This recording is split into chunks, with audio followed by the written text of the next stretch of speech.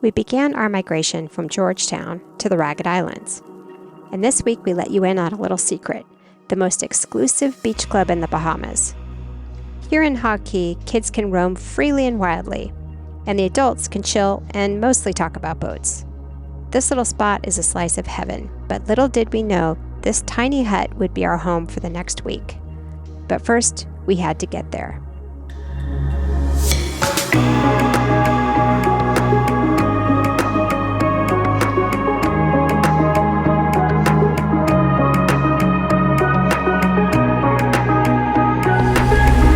Check this out. We have a rainbow. Oh, I see it on the water over there. I don't know if you can see, there's even a double rainbow. Yeah, we have plenty of water. I see the bottom.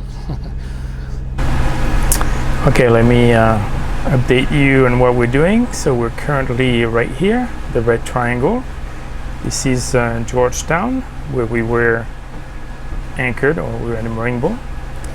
So since we've decided then we were going to go to the Ragged Island. So let me zoom out and show you the Ragged Islands, which is not much. Tiny islands, very remote, very few people.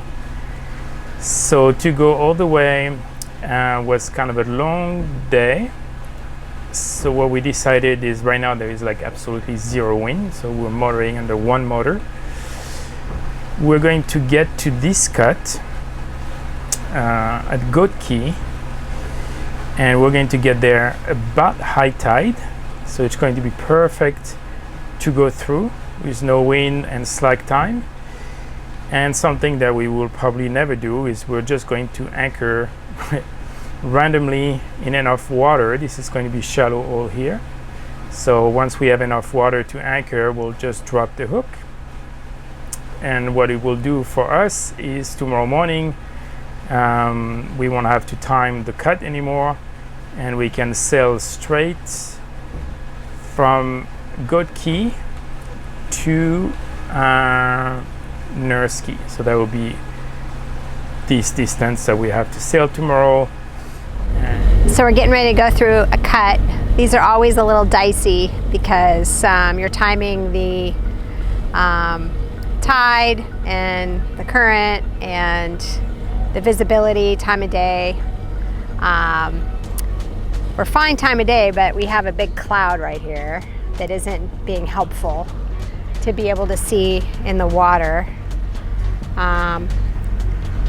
It's going to be a bit shallow. We should have plenty of depth according to our calculations and our estimations. And Stefan's looking confident.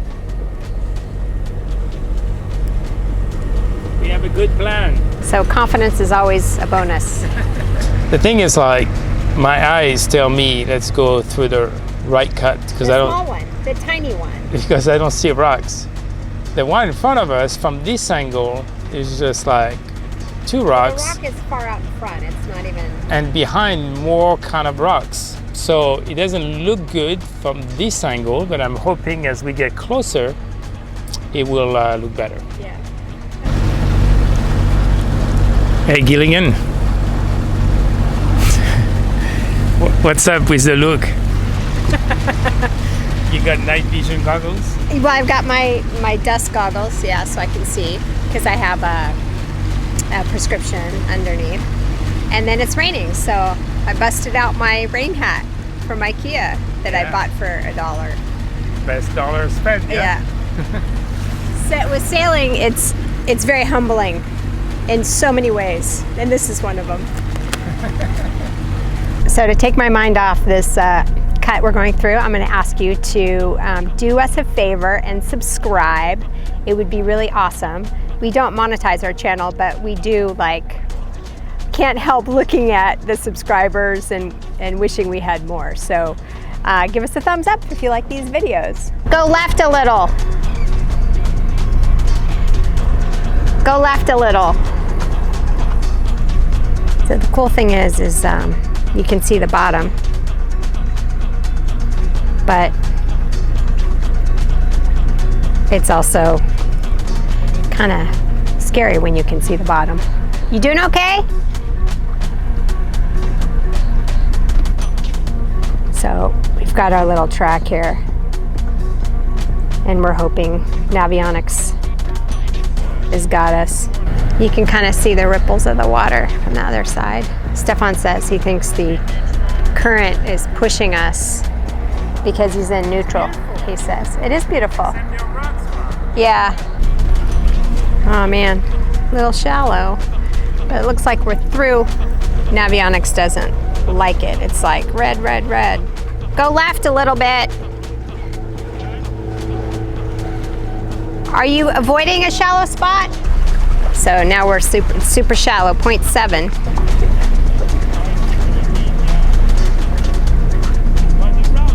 We have 0.7 meters under our boat, and Stefan wants me to film the sunset. Okay, boss. Oh, starfish. Wow, it's really shallow. What's it say? What's our depth? Because it's really shallow. And there's the moon. I know, but I'm seeing starfish and stuff now. If you hit something, I'm not responsible because I can't film the sunset and watch how deep and far away the starfish look under the water, under the boat at the same time. It's like boating is full of multitasking, mostly for me. What a show! It looks like a full moon. I know, it looks like a full moon. I don't know if you can see it on the camera. What's our depth? 0.9. So much more. Well, we had 0.7.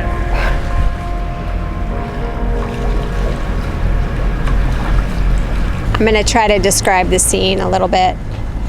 It's about, what would you say, 75 degrees, humid. You can taste the salt a little bit. You can see straight through the clear water underneath the boat.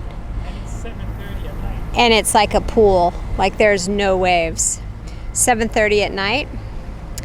And here's the sunset. It's beautiful. And the moon. I know, and Stefan keeps saying, It's like, I'm like right in between. The sun is right there, the moon. I just don't. Like a full moon. Looks it's like. Just like the show. Like you're like, oh, we need to leave, and first time in a month, and then you get rewarded. I don't know if you can hear what he's saying, but he's excited. Yeah, it's beautiful. So what people do is they go past, they get enough water under their keels because this looks far away, but it's actually really, really shallow. And so we're going to come out here, give ourselves some water, and we're going to anchor just like out here in the middle of nowhere. Yeah, you have a lot of highs and lows doing this. So it's sunsets like these and moments like these you really got to remember.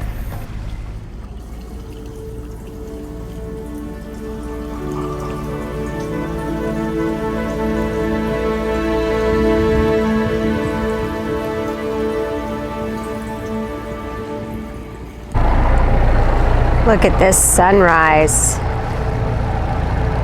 It's so calm.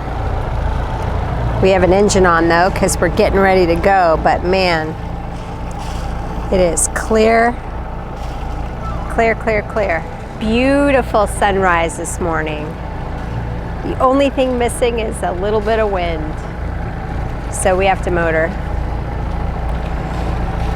But wow.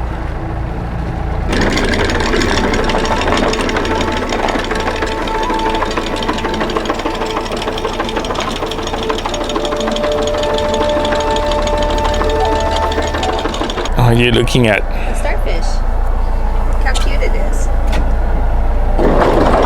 How big it is. Wow. So glassy. Not great for sailing, but man, it's beautiful.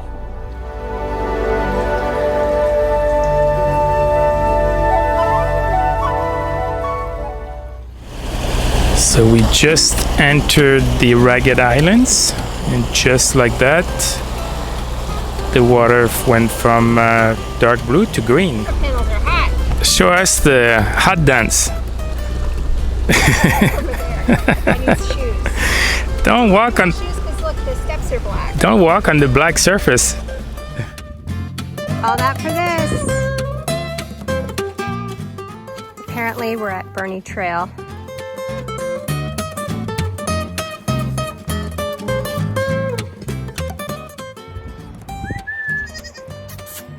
Where's your mama?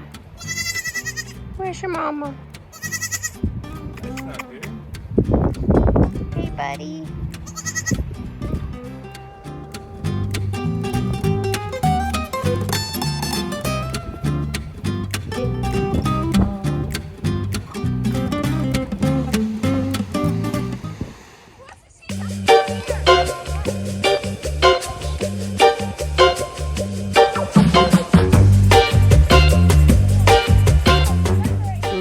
Cheese.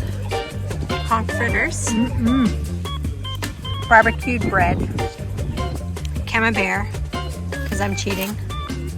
And what is this? So good. So we're on this beach, super remote beach in the Ragged Islands. Yeah, that's something that, you know, I've been also Little hut here, wondering because and we have Junie, Lagoon 52 from Texas. I just do mine. Brought their pizza oven for everybody. So we have 1, 2, 3, 4, 5, 6 boats tonight, and all the boats have kids except us. works so well anymore.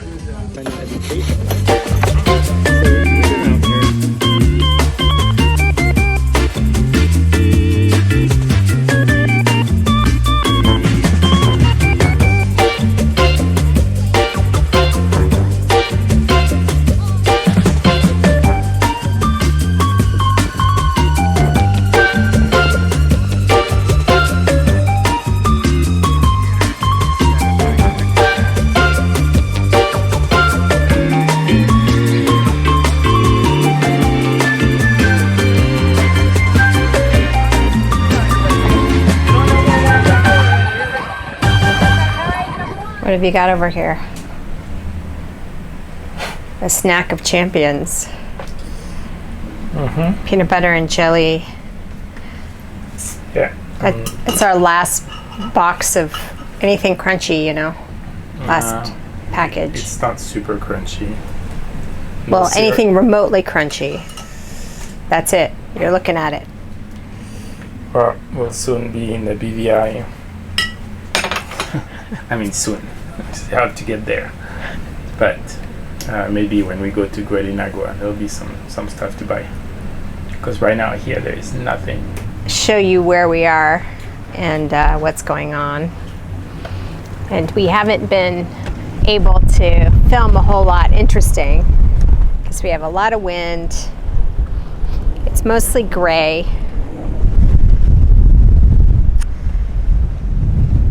And we heard some thunder. It's supposed to rain, but we haven't seen it yet. So one of the things we really want to do is we want to record a video on downwind reefing.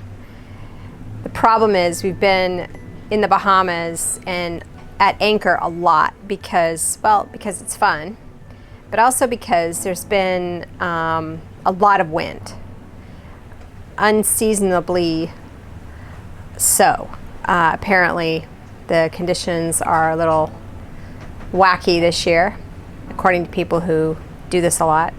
But we're sitting again at anchor. It's a lot of fun because we can take the dinghy to the beach and chill, and we have friends, and we're doing a lot of cool stuff with the campfire, and we made s'mores. Podcast.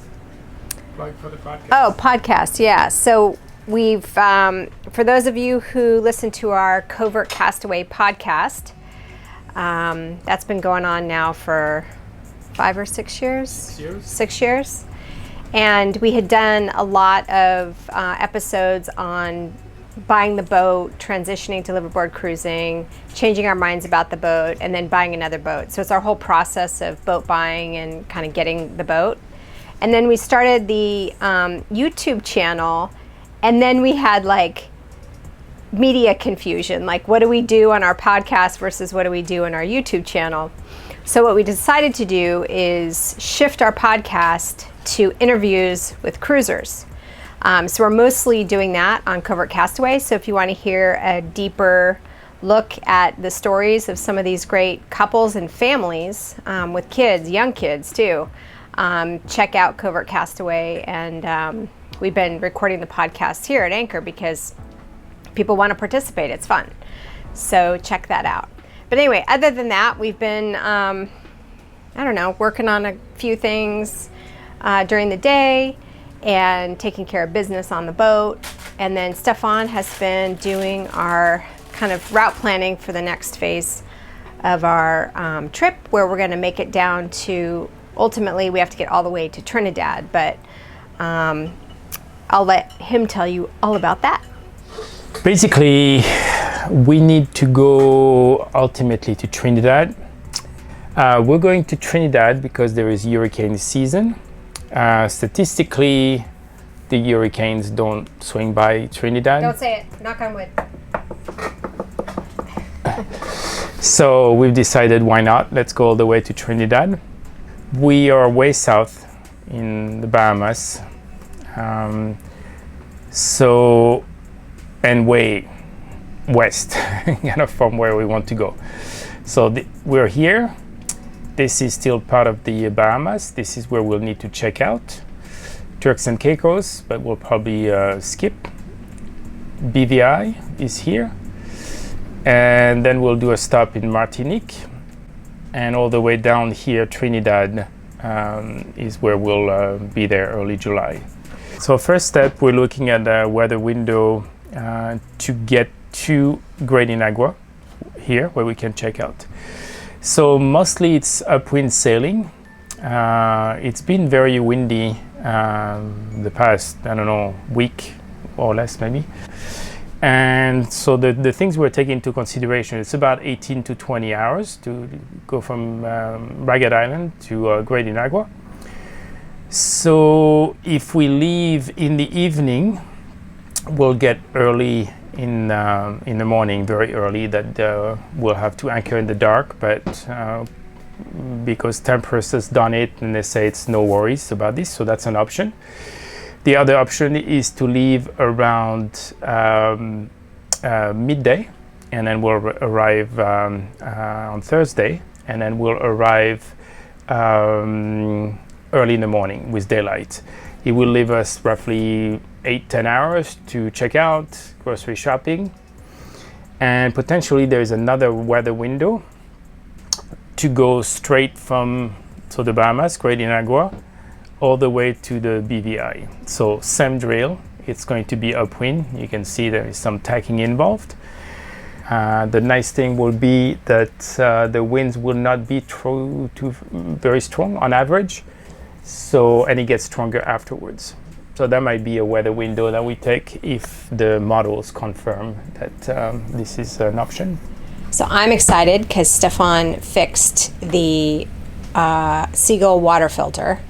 It was tasting funny and not very much pressure, and he took it apart, and it was like rusty on the inside. So now it's working again.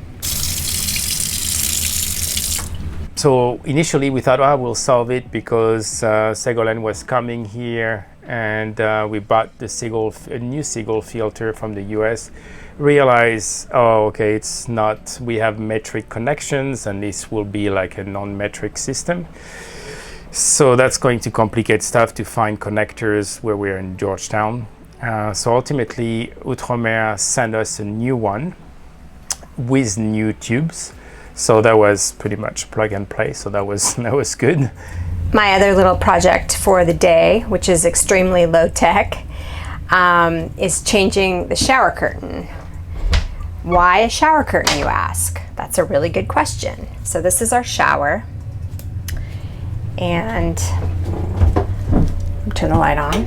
Anyway, so this is the shower, and this is the door, and you shut the door, and it seems like it would be fine. But what happens is we have a little bit of a water leak. So we had Outremer install a shower curtain with this track. And they installed one that was clear. It was like white and kind of like fabric. So it ended up getting really moldy. And I tried to clean it and I couldn't. And then the tricky bit is they installed this track which isn't removable. So you have to actually unscrew it and then pop these fasteners open, and they're called stay put fasteners, to change the shower curtain, which isn't super convenient. It's certainly not like home. But I got an extra long shower curtain when I went back to the US, so that was good. But these stay put track fasteners have a shelf life. So once you undo them and do them and put them back on, they don't kind of fasten as well. So now I've got to try to find out how to get some of them. And I looked online and I can't find them anywhere. So if anybody knows how to find these stay put fasteners, they're like these little white fasteners to replace, I would greatly appreciate it.